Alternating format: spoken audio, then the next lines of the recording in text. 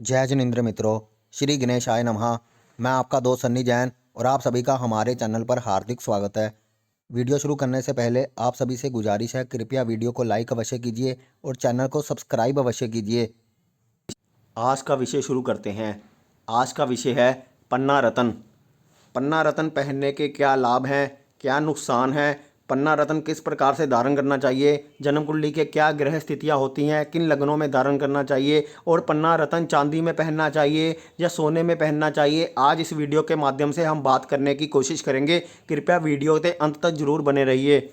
दोस्तों, पन्ना रत्न बुध ग्रह को रिप्रेजेंट करता है। बुध ग्रह हमारी बुद्धि को रिप्रेजेंट करता है। बुध ग्रह हमारे दिमाग को रिप्रेजेंट करता है, हमारी नर्वस सिस्टम को रिप्रेजेंट करता है। बुध ग्रह से हम अपनी बौद्धिक क्षमता को देख सकते हैं, हम अपनी वाणी को देख सकते हैं, हम बुध के रिश्तेदारों यानी बहन, बुआ, बेटी, मौसी आदि को देख सकते हैं। बुध से हम व्यापार को देखते हैं। अगर हमारा व्यापार नहीं चल रहा तो हम कहीं ना कहीं बुध ग्रह को इसके लिए जरूर जिम्मेदार मानते हैं। दोस्तों, बुध से हम नर्वस सिस्टम को भी देखते हैं।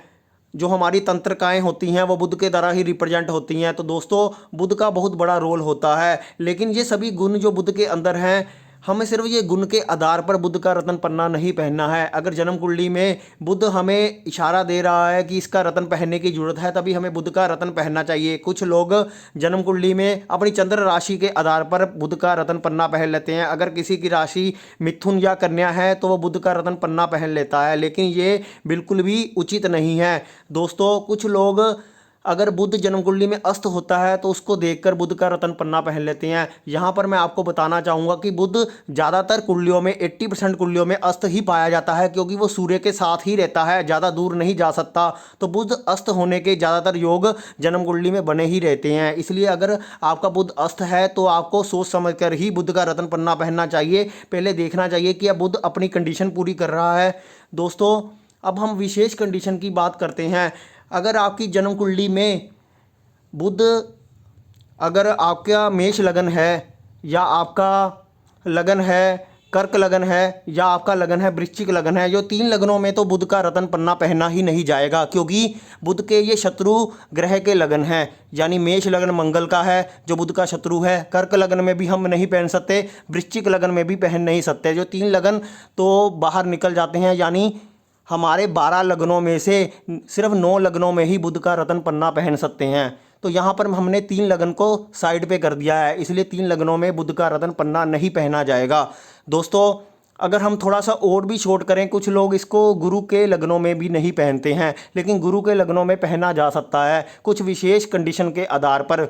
यहाँ पर हमने 3 लग्नों को बाहर किया है, अब हम 4 भावों को भी बाहर करेंगे। यानी जन्म कुंडली के 4 भावों में अगर बुध है तो उस 4 भावों में भी बुध का रत्न पन्ना नहीं पहनना चाहिए। वे कौन से भाव है, इस पर आपको बताने की कोशिश करता हूं। अगर आपका जन्म कुंडली में बुध तीसरे घर में है तो आपको बुध का रत्न पन्ना नहीं पहनना है। अगर आपका बुध जन्म कुंडली में 8वें घर में है तब भी आपको बुध का रत्न पन्ना नहीं पहनना है। अगर आपका बुध जन्म कुंडली के 9वें घर में है तब भी आपका बुध का रत्न पन्ना नहीं पहनना है।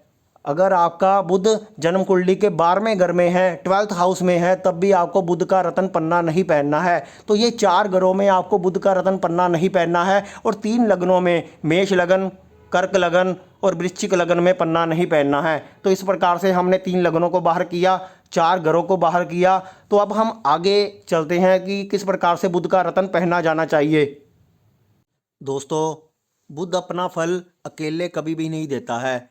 बुध जिस प्लैनेट के साथ बैठता है, जिस ग्रह के साथ बैठता है, उसके फलों को मिलाकर ही अपना फल देता है। बुध बहरूपिया है, दूसरे के फलों को अपने अंदर समाहित कर लेता है, उनके गुणों को अपने अंदर समाहित कर लेता है, जिस कारण वो अपना फल दे पाता है। क्योंकि बुध नपुंसक ग्रह है, इसलिए जन्म कुंडली में अगर बुध किसी ग्रह के साथ बैठा है या दृष्टि संबंध बना रहा है, तब उसके फलों के आधार पर हम बुध का रत्न पन्ना पहन सकते हैं। आपको एक उदाहरण के माध्यम से बताता हूं कि अगर आपकी जन्म कुंडली में बुध अगर सूर्य या शुक्र के साथ है, ज़्यादातर आपको जन्म कुंडली में बुध आपको सूर्य या शुक्र के साथ देखने को मिलेगा, तब आपको ये भी देखना होगा कि सूर्य या शुक्र की स्थिति कैसी है। अगर उस आधार पर आप बुध का रत्न पहनते हैं तो आपको अच्छे परिणाम देखने को मिलेंगे। दोस्तों, यहाँ पर मैं आपको एक चीज़ बताना चाहता हूँ। मान लीजिए कि सूर्य और बुध आपके 7वें घर में स्थित हैं, तो 7वें घर में सूर्य और बुध होने के कारण बुध जो परिणाम देगा वो सूर्य के आधार पर देगा। इसलिए वहाँ पर हमें बुध का रत्न पन्ना नहीं पहनना है, क्योंकि सूर्य 7वें घर में दिशाहीन होता है, यानी दिग्बली नहीं होता है। तो उस हिसाब से सूर्य वहाँ पर नीच का कहलाएगा काल पुरुष कुंडली अनुसार। तो सूर्य का फल भी 7वें घर में अच्छा नहीं होता है। तो बुध का रत्न जब हम पहनेंगे तो वो सूर्य के फलों को मिलाकर ही अपना फल देगा। इसलिए बुध का रत्न पहना हुआ वहाँ पर अच्छे परिणाम नहीं देगा। तो इस आधार पर जन्म कुंडली में जब भी सूर्य और बुध की युति 7वें घर में होगी तब हमें बुध का रत्न पन्ना नहीं पहनना चाहिए। और दोस्तों, बुध का रत्न हम पहनने से पहले हमें ये देखना होगा कि शुक्र या शनि की स्थिति भी कैसी है, क्योंकि मेरे देखने में ऐसा आया है कि बुध का रत्न हम जब अकेले पहनते हैं तो वो अच्छा परिणाम नहीं देता। आपने भी देखा होगा कि जिन लोगों ने अकेले बुध का रत्न पन्ना पहना है उनको कोई विशेष लाभ देखने को नहीं मिलता है। इसलिए अगर हम उसके मित्र ग्रहों का रत्न भी साथ में पहने तो हमें अच्छे परिणाम देखने को मिलते हैं। इसलिए बुध के जो 3 मित्र हैं, यानी शुक्र का रत्न, शनि का रत्न और सूर्य का रत्न अगर हम साथ में पहनते हैं, जो जन्म कुंडली के अनुसार जिसकी कंडीशन अच्छी है, तो उसके साथ में अगर हम बुध के साथ मिलाकर रत्न पहनते हैं तो बुध हमें अच्छा परिणाम जरूर देगा। यहाँ पर मैं आपको उदाहरण देता हूँ। मान लीजिए सिंह लगन की कुंडली है। सिंह लगन में बुध का रत्न पन्ना पहना जा सकता है, क्योंकि सूर्य और बुध में मित्रता है, क्योंकि इनमें आपस में शत्रुता नहीं है। सूर्य और मित्र दोनों अच्छे प्लैनेट हैं, दोनों का आपस में अच्छा संबंध है। तो सिंह लगन में हम बुध का रत्न पन्ना पहन सकते हैं, लेकिन वहां पर हम शुक्र और शनि का रत्न नहीं पहन सकते, क्योंकि शुक्र और शनि दोनों ही अकारक होते हैं सिंह लगन में। तब हमें सूर्य का रत्न देखना होगा कि हम मानिक पहन सकते हैं या नहीं। तो वहां पे हम सूर्य का रत्न मानिक पहनने की कोशिश करेंगे। अगर सूर्य अच्छी पोजीशन में होगा तो हम सूर्य का रत्न मानिक साथ में पहनने के तो अच्छा परिणाम बुध का देखने को मिलेगा।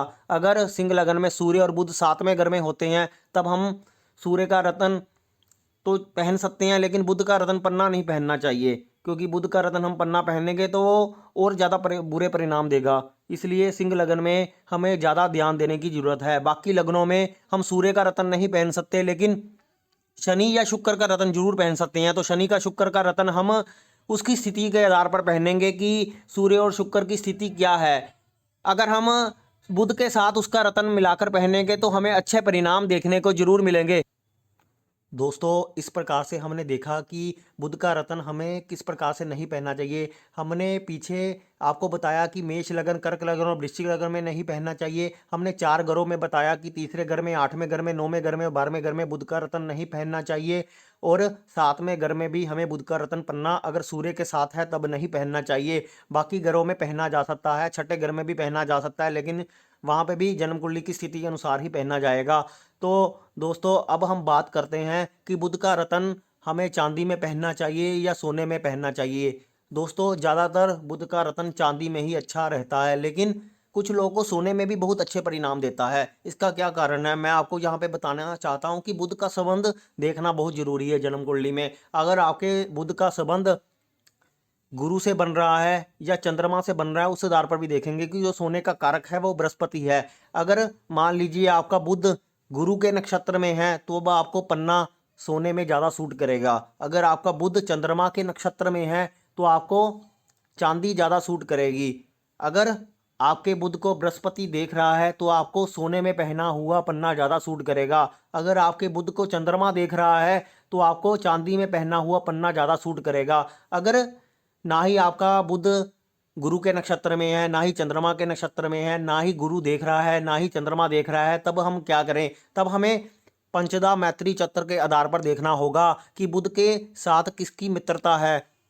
यानी जो तत्कालिक और नैसर्गिक ग्रहों को मिलाकर पंचदा मैत्री चक्र देखा जाता है, तो उस आधार पर देखेंगे कि जन्म कुंडली में क्या स्थिति है। तब हम बुध का रत्न चुनाव करेंगे कि हमें किस धातु में पहनना चाहिए, चांदी में पहनना चाहिए, सोने में पहनना चाहिए। जो मोटे मोटे तौर पर मैंने आपको बता दिया है कि जन्म कुंडली देखकर आप आइडिया किस प्रकार से लगा सकते हो कि आपको चांदी में पहनना है या सोने में पहनना है। अगर आपको पंचका मैत्री चक्कर नहीं पता तो उसका वीडियो हम आने वाले समय में बना देंगे।